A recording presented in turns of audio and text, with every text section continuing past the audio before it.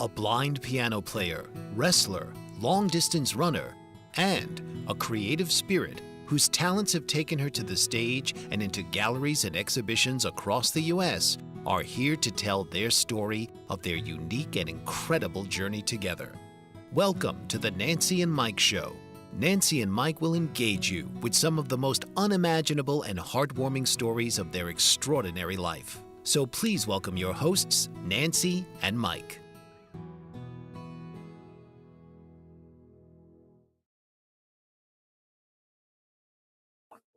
Hi, my name is Mike Zorek. And this is Nancy Nova. We are coming to you live from YouTube in Florida. God inspired. This is the Nancy and Mike Show. This is show number 31, and today's date is February the 21st, 2026. Yep. I'll be glad to get February over with. February's never been a good month for me, but it's not a bad month this year. No, it's not. But anyway, I'm going to start out. I got quite a few topics on the table this morning. Okay. And I'm going to start out with a couple mistakes that I made last week. Yeah, I took notes, and then anything that go, I shouldn't have said that, we underlined and try to do it right. And, I don't even realize I made these mistakes.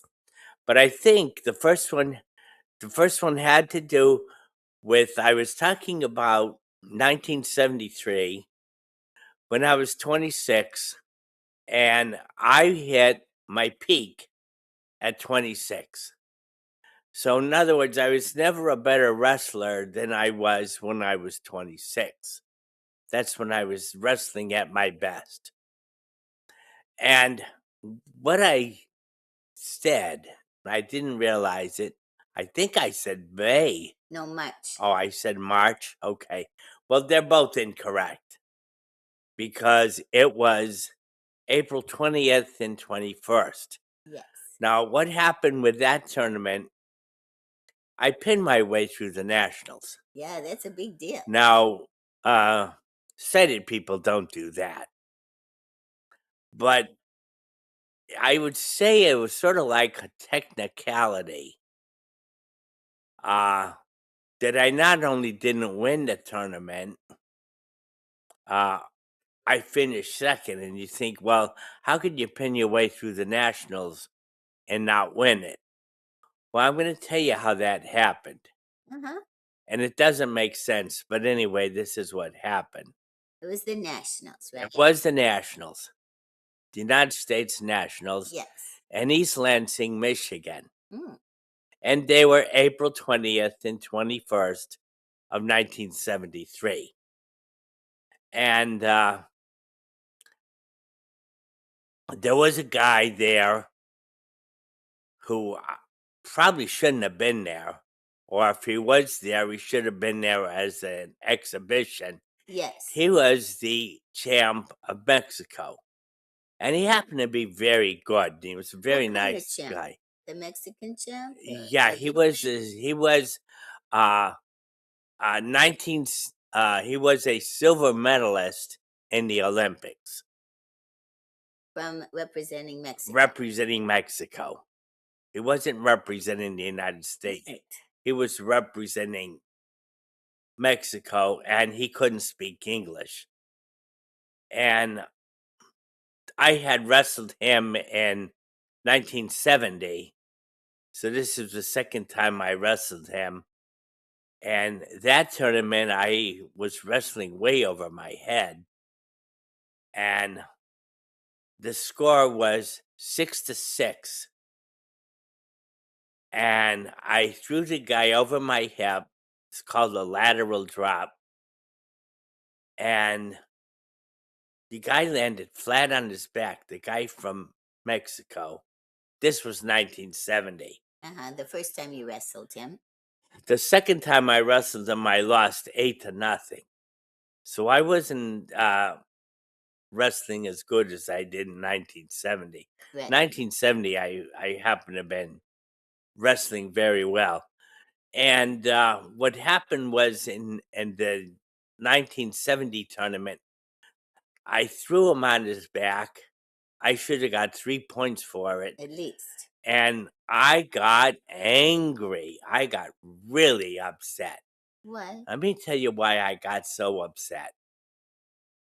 Because I threw him over my hip, and the referee said, out of bounds, no points. Oh, they have a rule that if it starts in bounds and he's partially in bounds, it counts. And everything was in bounds when he landed, except his left arm. Oh, that's cheating. That's not right. That's cheating.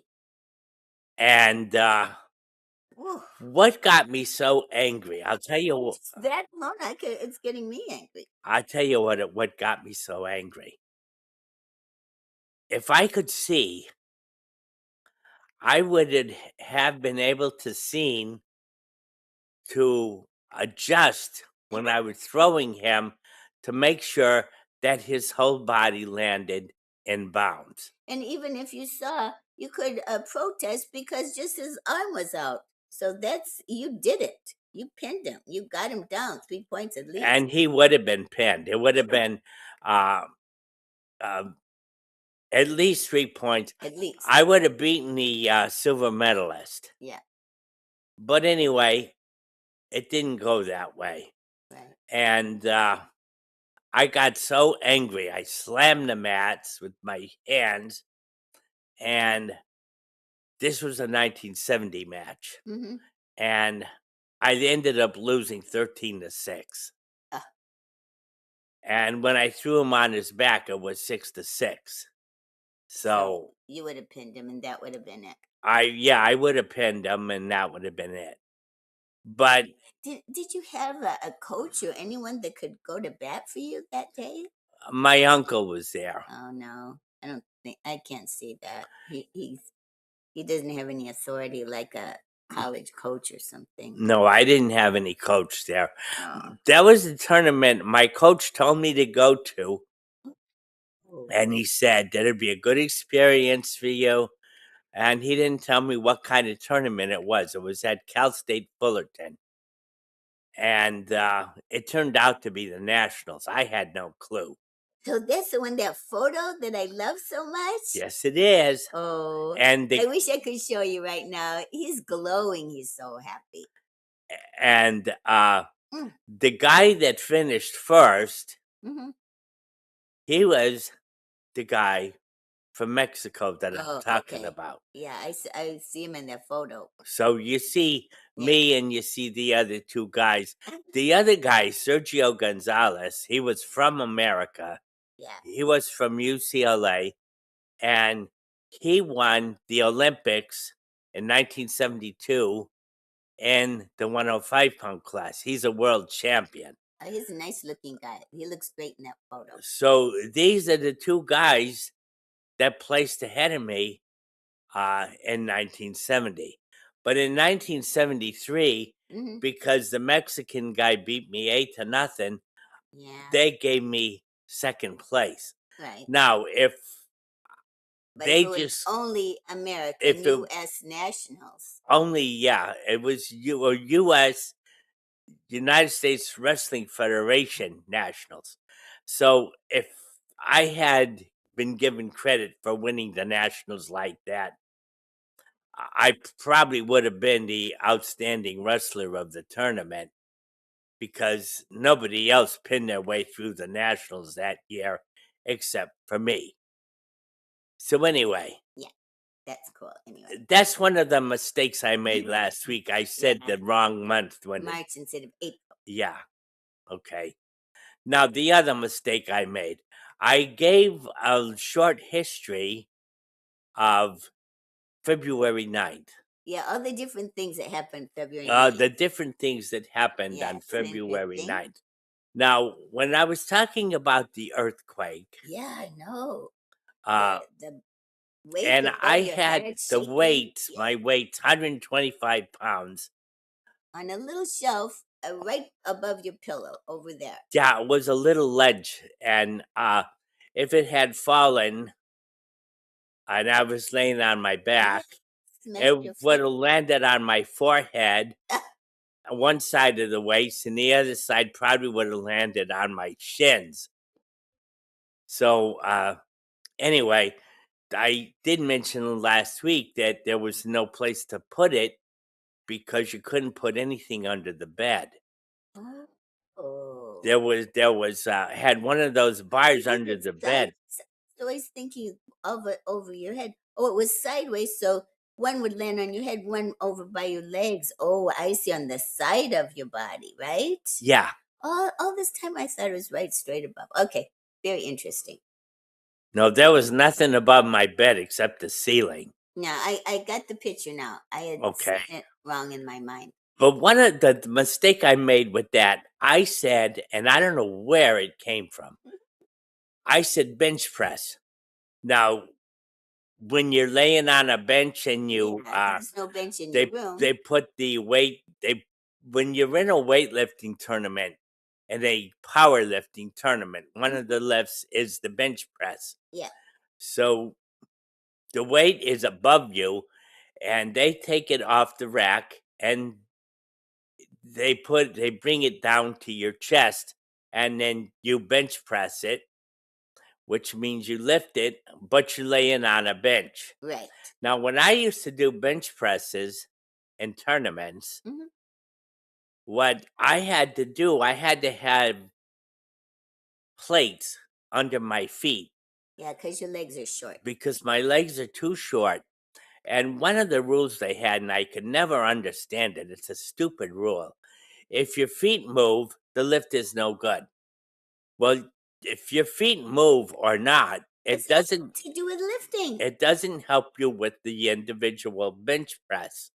Plus, those plates aren't flat. They have like ups and downs and ins and outs. So it's hard to keep your feet perfectly still. And my feet from the bench don't touch the floor. So when you're doing a bench press and you're going to have a situation where if your feet aren't touching the floor, they're going to move.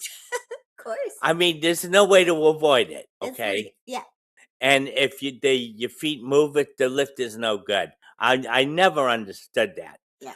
But anyway, the point I'm getting at is You called it the wrong thing. I said that it was a bench press, but what I did with that weight, I took it off the ledge. It was 125 pounds. Mm-hmm. And I took it off the bed and put it down on the floor. Now, where the weights were, there was a bed on one side of the room, and there was another bed on the other side of the room where my roommate slept. Yeah, so I can see it. Okay. Okay. Now, I put the weights between the two beds, and from the floor, it's called a press, not a bench press, Yeah, just a press. plain old press. And I would take the weight, 125 pounds. I weighed 115. And I'd lift it over my head from the floor, not from a bench, from the floor, 10 times. Whoa, okay. And then after I got done with my 10 bench presses, my 10 presses, there I go again. I get through with my 10 presses. I'd put it back on the bed, and then I'd take it and I'd put it back on the ledge. Because I see it much better now that I know it's sideways and not straight over your head. But that's the only way I could do it. Yeah, I think you explained it really good. Even better than I've seen it before. Hopefully that my explanation. We're going to a break. This is the Nancy and Mike Show. Stay tuned.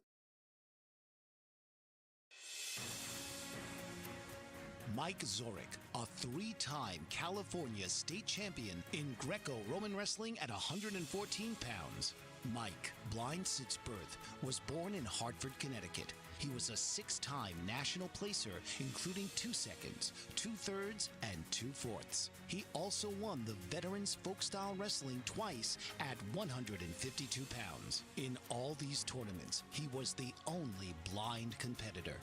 Nancy Zorick, a creative spirit whose talents have taken her to the stage and into galleries and exhibitions in several states. Her father, a commercial artist who shared his instruments with his daughter and helped her fine-tune her natural abilities, influenced her decision to follow in his footsteps. Ms. Zorick has enjoyed a fruitful career doing what she loves. Listen Saturday mornings at 12 Eastern for the Nancy and Mike Show for heartwarming stories and interesting talk.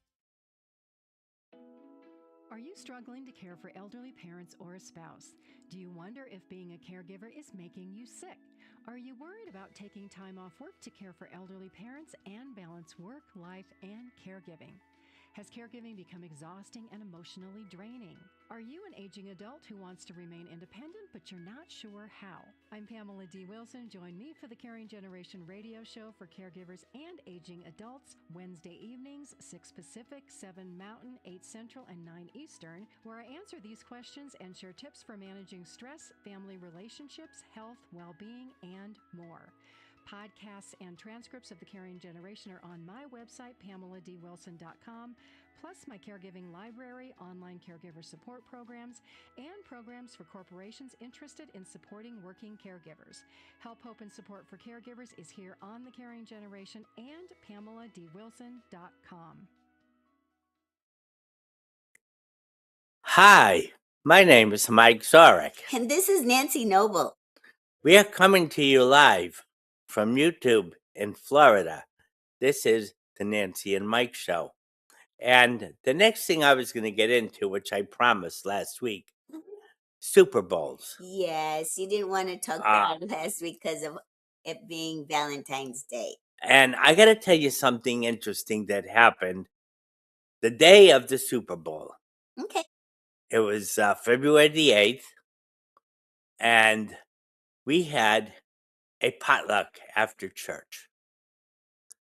We sat with some fun people. Yes, this is very nice. And I got some wonderful, and I mean wonderful, apple cakes. Yeah, there's a homemade. They They look like little tarts. They were homemade. To me, they felt like cupcakes. Yeah, because they had that paper. They around were it, all holding it wrapped together. up in That like cupcake paper. they were They were very delicious. And anyway, I didn't have any, but I did have cherry pie and key lime pie. yeah, Nancy and I ate different things, Yep. like always, Yep. when we go to a potluck. But anyway, the couple, the girl who made the cake and her husband, They used to have a bakery. well, they should. They're very good. And he talked about, he's from Indiana. They're both from Indiana, Yeah. I guess. Mhm. And he talked about what a great game the Indiana-Miami game was for the college national championship. Uh-huh. And I agreed with them. It was a great game. I watched the game. Good. I'm not a big college football fan, but I That's watched the when you game. watched, huh? And it was a great game. Now, while he was talking, it was the day of the Super Bowl, and I heard a voice. Now, to set this straight, Huh? New England is one of my two teams. Oh, yeah. I mentioned last week New England at Philadelphia. Mike grew up in Connecticut, so he's always been a Boston fan. Now, what did the voice say? I'll tell you what the voice said, and I listened to it. It said, "Don't watch the Super Bowl. You're wasting your time. It's not gonna be a good game." So God knew ahead. So, if you think it was from God, Yeah, which I did, me too. I didn't listen to the game.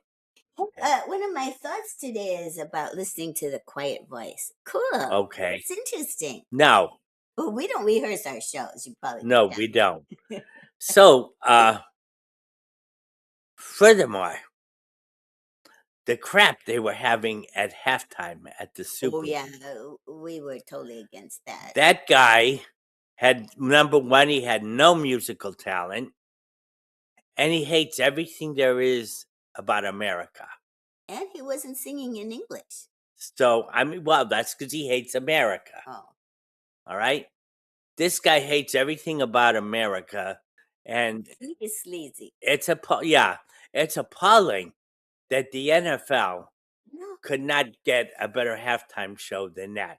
Well, I knew, whether I heard a voice or not, I'm not listening to Yeah. that crap. no, we knew we weren't going to watch. So it. we knew that we weren't going to watch the halftime, which I didn't. Mhm. And I didn't watch any of the Super Bowl. During the Super Bowl, I was watching Mysteries with Nancy, which I really don't care for. I know. But there was nothing else on. It was better than watching the Super Bowl. Now, why is it that there are so many bad Super Bowls? Why is it? Well, people have been speculating. The commissioner, he couldn't care less. Do they give him too much time or something in between?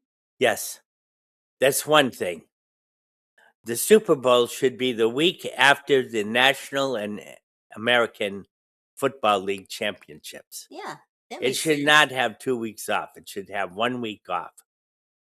Now, I know there's an advantage of having 2 weeks off For people that are hurt. if one team has injuries, or if both teams have injuries, they give them time to heal. And that 1 week that they have off, they have the All-Star football game. But they start the football game so late, you could have the All-Star game before the Super Bowl and make it a doubleheader. Oh, You that's could pretty do good. that, all right? That's one thing you could do. Here's another thing you could do that would solve the problem. Have the baseball winter meetings the week of the Super Bowl. Not have it in December.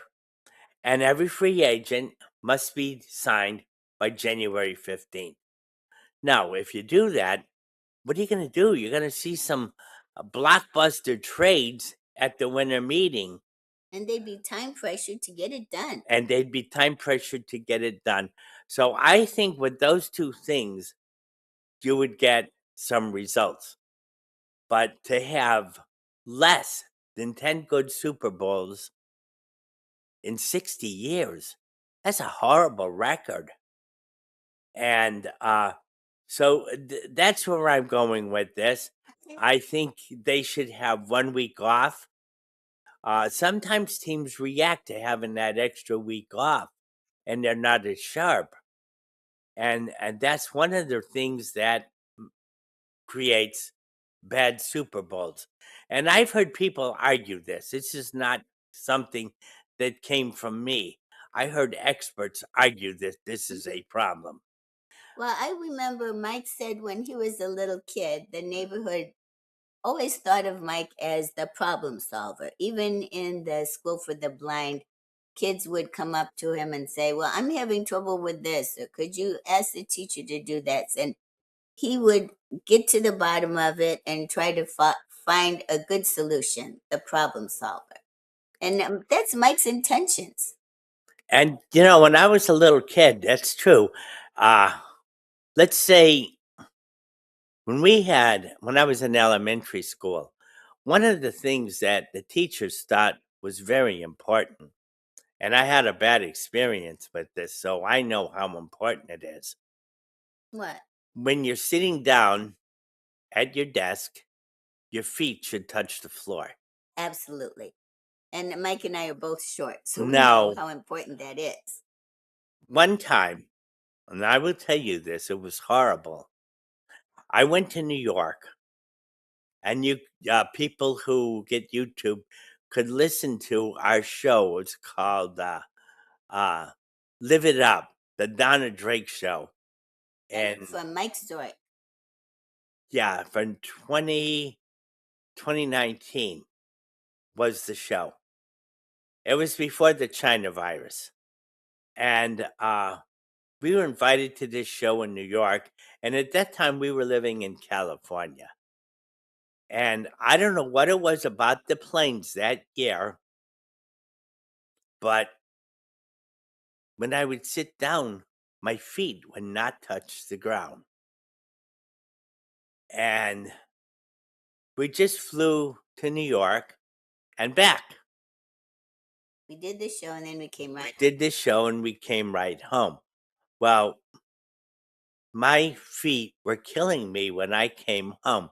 I was getting Charlie horses and Bad cramps. bad cramps, and because I wasn't getting any circulation because the seats on the plane were way too high.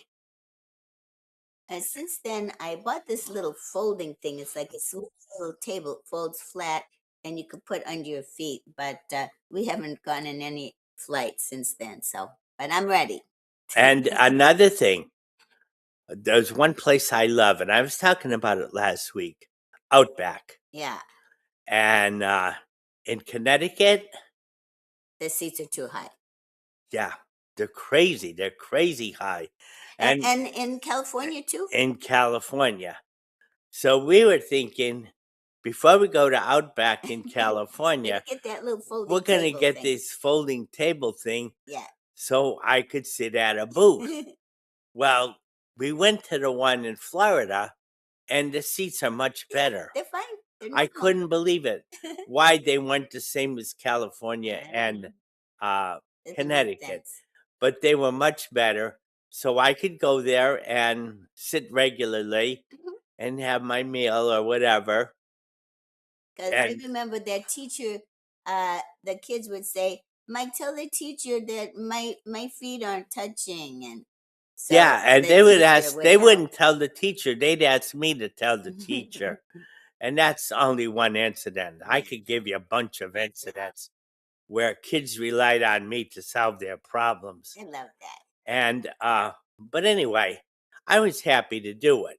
If I had that the guts to speak up and the guts to solve these problems, I was happy to help the kids out.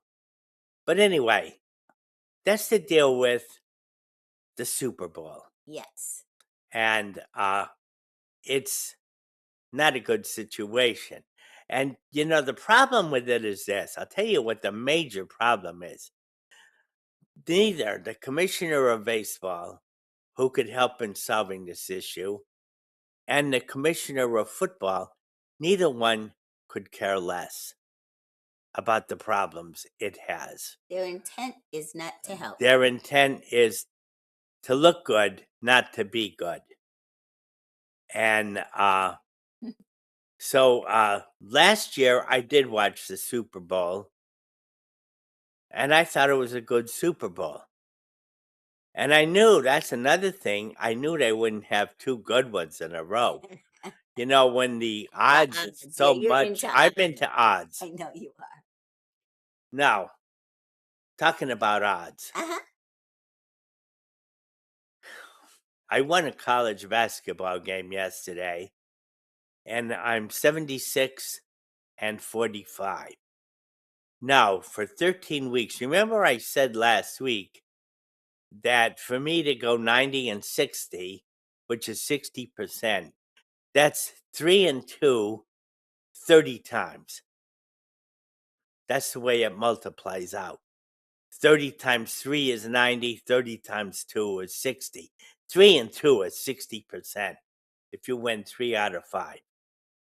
So I'm trying to make 60%. I'm over now. I'm better than that. Okay. But I got to win 14 more games, and I got 9 games coming up this afternoon, and we'll see where I go. But Well, we'll be right back. This is the Nancy and Mike show. Stay tuned.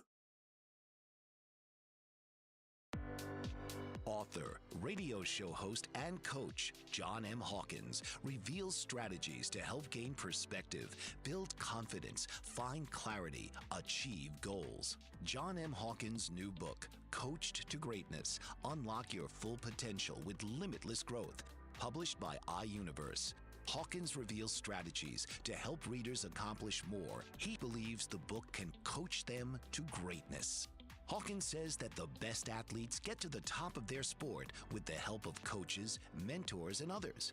He shares guidance that helps readers reflect on what motivates them, rediscover and assess their core values, philosophies, and competencies, find settings that allow them to be the most productive, and track their progress towards accomplishing goals.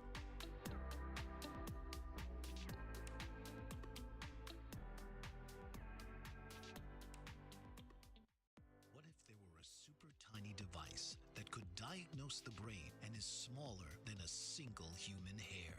What if you could see inside the brain to help an epilepsy patient during surgery or to help the fight against Parkinson's disease?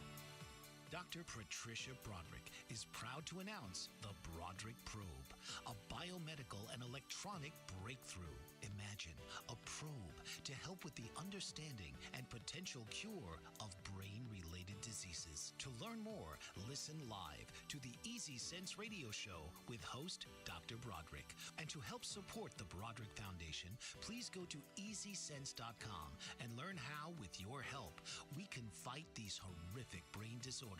That's EasySense.com to learn more and help support the Broderick Foundation.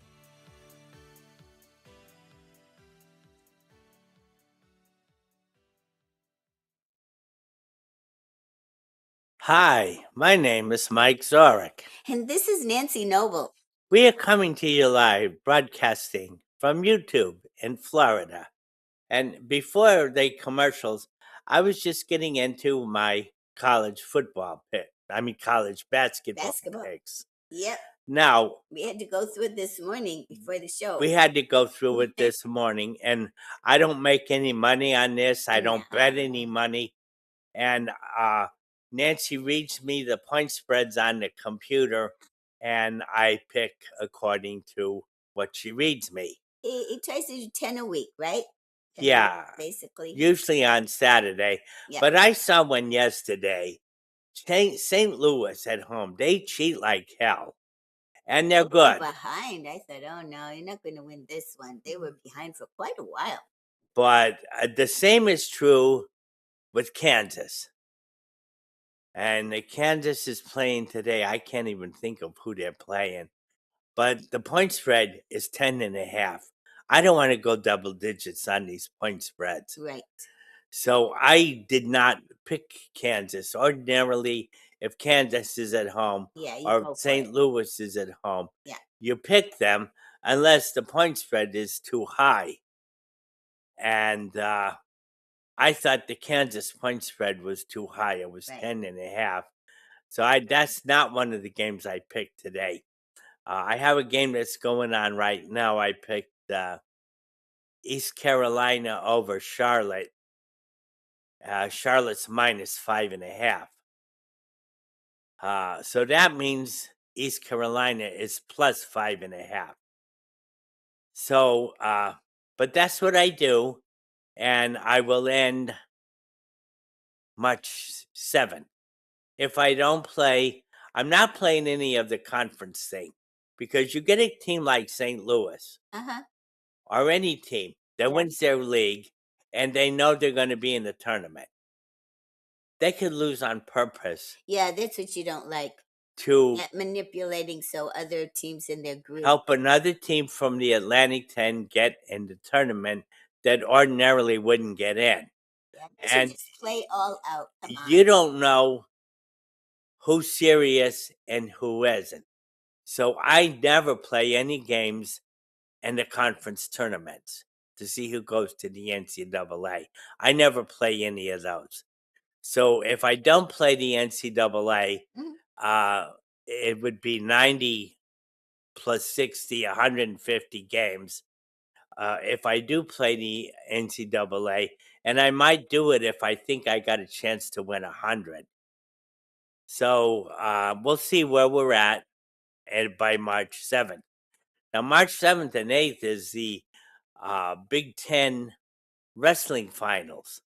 So I won't be watching any of the games that I picked March 7th. That's your I'll be priority. watching the Big Yeah. Ten wrestling You championship. know it. So that's where we're going with that. Now, last week I didn't go to church because I thought we wouldn't get home by 12 o'clock for the couple of Big Ten matches. And they were horrible matches. One was And I made it home in time. 36-5, and the other one was 42-5. One was Northwestern and Illinois, and I can't even remember what the other one was. I think it was Indiana and Illinois, but they were both lousy matches. Both Illinois? That doesn't make sense. Maybe. No, it was Indiana and Purdue. No, what was it? It was an Indiana and Purdue. I don't remember what the first one was. But anyway, it started at 12-2, and the other one was from 2-4. But anyway, yeah.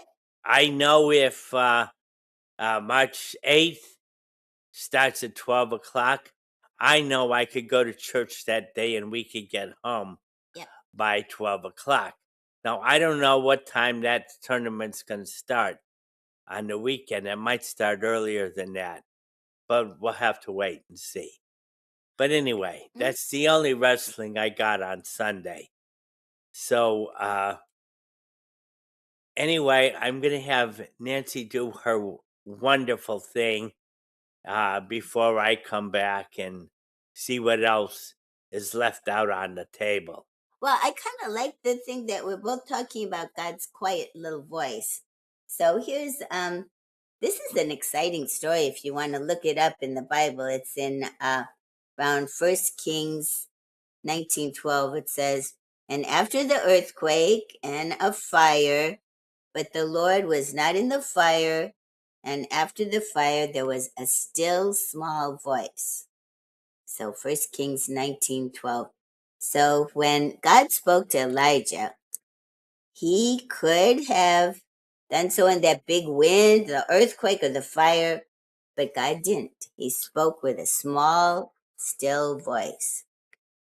So I kind of like that. And Elijah revealed to God stuff God knew, but he was afraid. So that's why he ran away, because there was a vicious queen that threatened to kill him.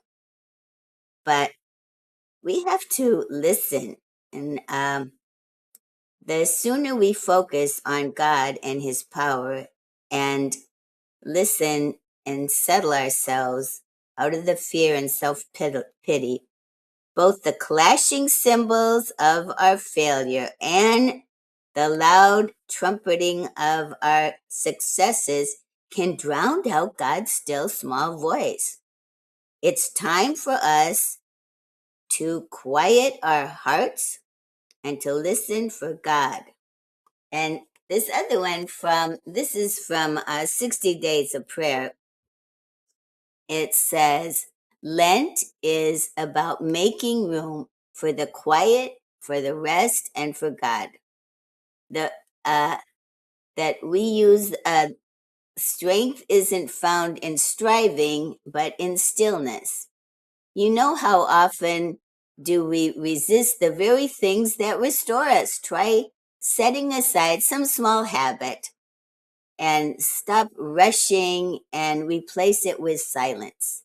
In that quiet space, God meets with us with peace and direction and renewal. And it's very important. And I think maybe, this is just my own opinion, because Mike is totally blind and has been blind all his life, maybe that he has less distractions than we do. Maybe that's how he can tune into hearing that still quiet voice easier than we can. It's hard to pinpoint what's just a random thought or a quiet voice, and you have to, like tuning in the radio channel, you have to get right to the right frequency And it's important for our lives, huh, Mike? Yeah. Yeah.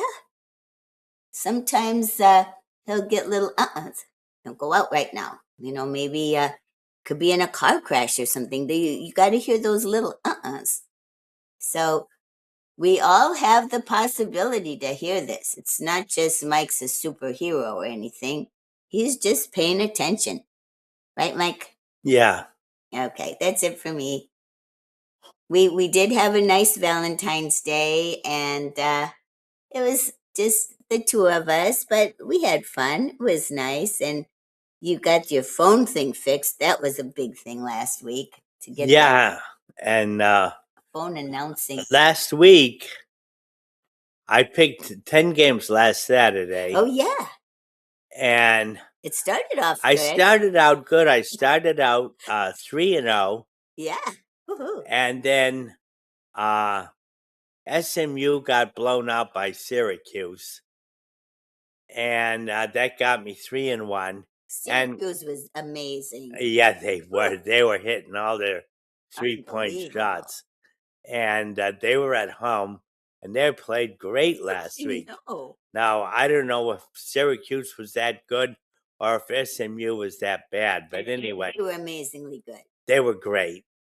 And then I wasn't doing well in there were 3 games going on. I wasn't doing well in any of them. No. So Nancy and I decided we're going to take a nap.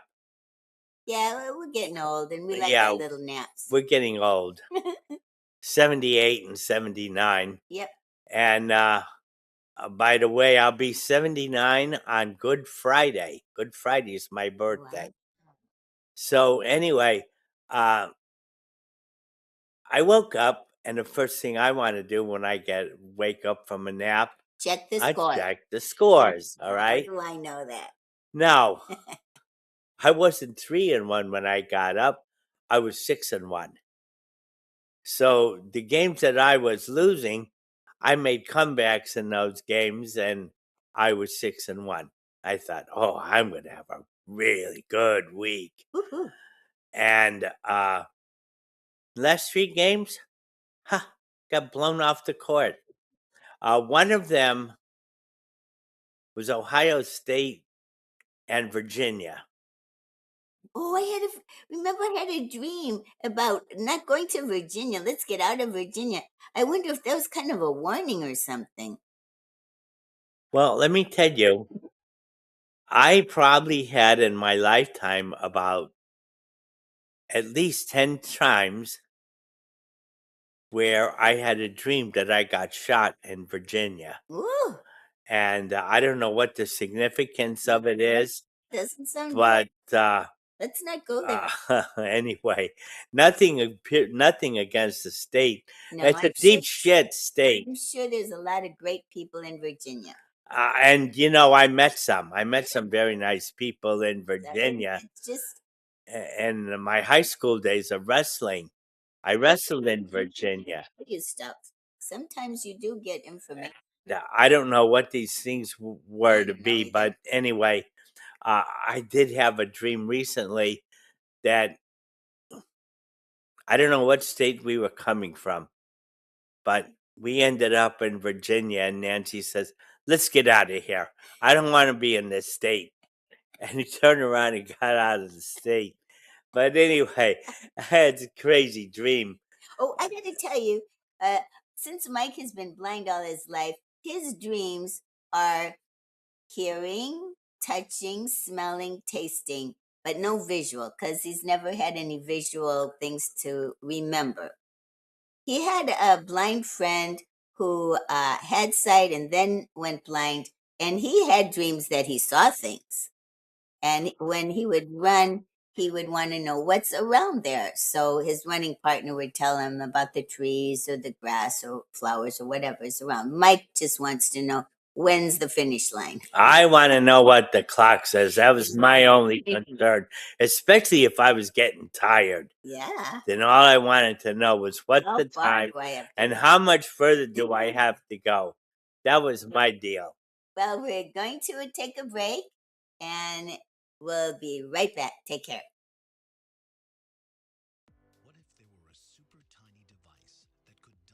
across the brain and is smaller than a single human hair.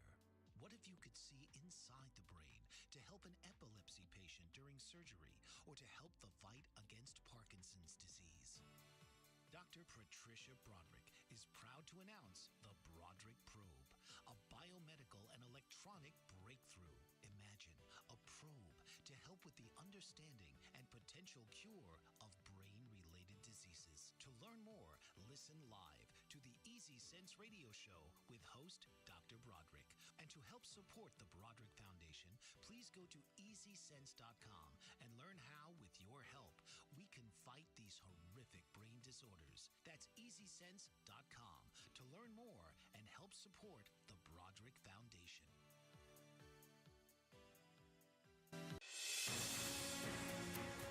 Mike Zorek, a three-time California state champion in Greco-Roman wrestling at 114 pounds. Mike, blind since birth, was born in Hartford, Connecticut. He was a six-time national placer, including 2 seconds, 2/3, and 2/4. He also won the Veterans Folk-Style Wrestling twice at 152 pounds. In all these tournaments, he was the only blind competitor.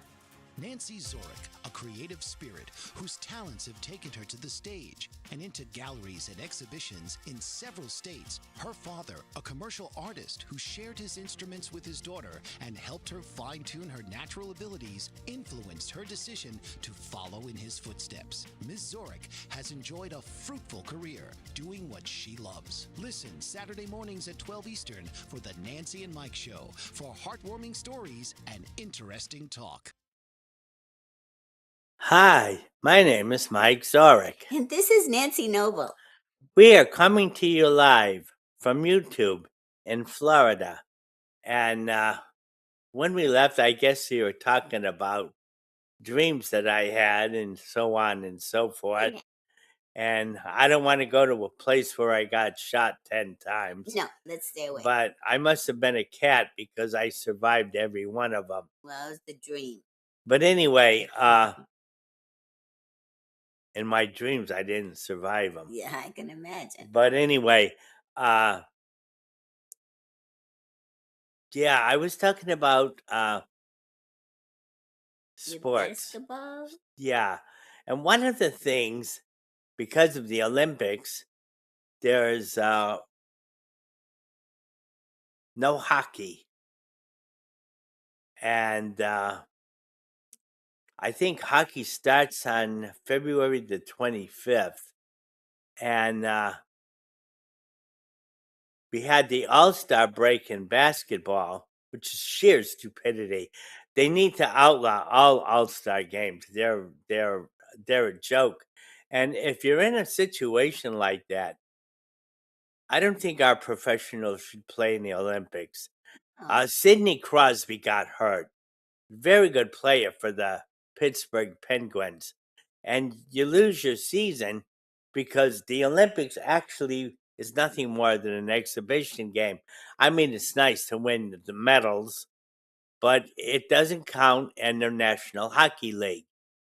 And if one of your good players gets hurt in an All-Star game where he's out for the year, that's a terrible loss. And nobody should have to go through that. And the best one for the All-Stars is football. Because when you're playing in the All-Star game, you can't play if you're on one of the two teams who was in the Super Bowl. That's a good rule. and So then you got the whole next season to recover. you don't have to worry about people getting hurt. And the All-Star game is touch football. Oh, okay. There's no tackling. And but anyway, that's I really, and nobody watches these games. That's the deal. I believe that all All-Star games should be abolished because they don't prove anything, and there used to be, but since the fans got involved and they don't know what they're doing or who they're voting for or what they're voting for, and you hear commercials, vote for your favorite players, not the best players, your favorite players.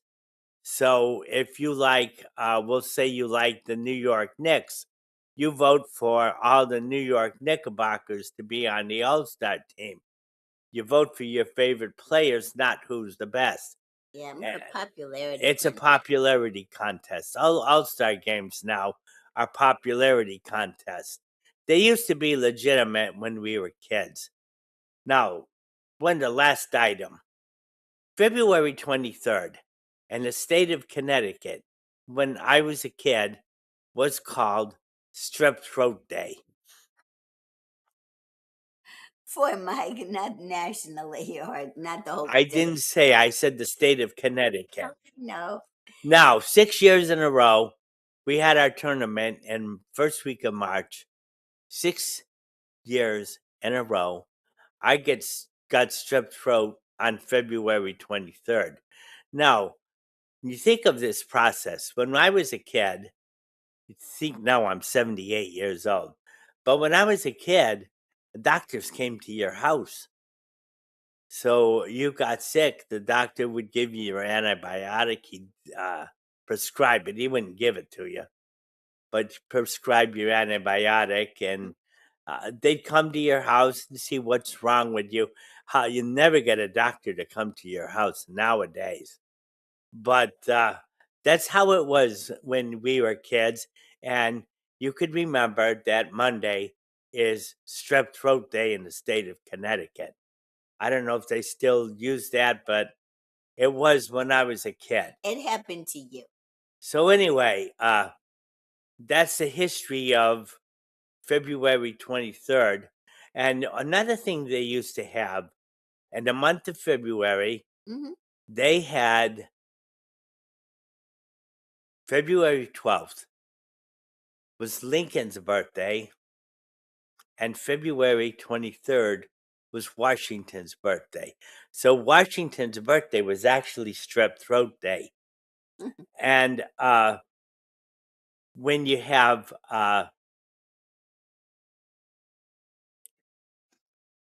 now they have one President's Day, Mhm. and that President's Day comes closer to Lincoln's birthday. We had it last week. It was February the 16th. And what took the place of Washington's birthday was Martin Luther King Day, which happens in January. Now, Martin Luther King is more of a recent holiday.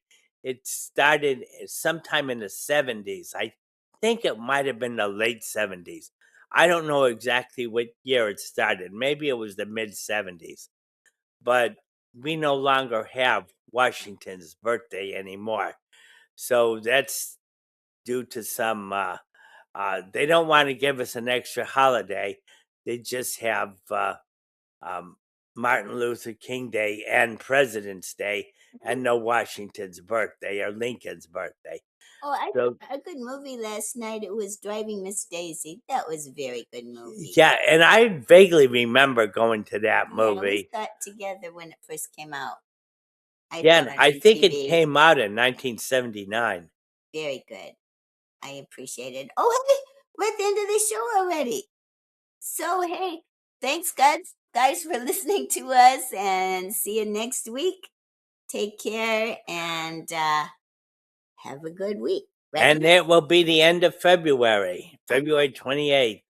Wow. Take care, guys.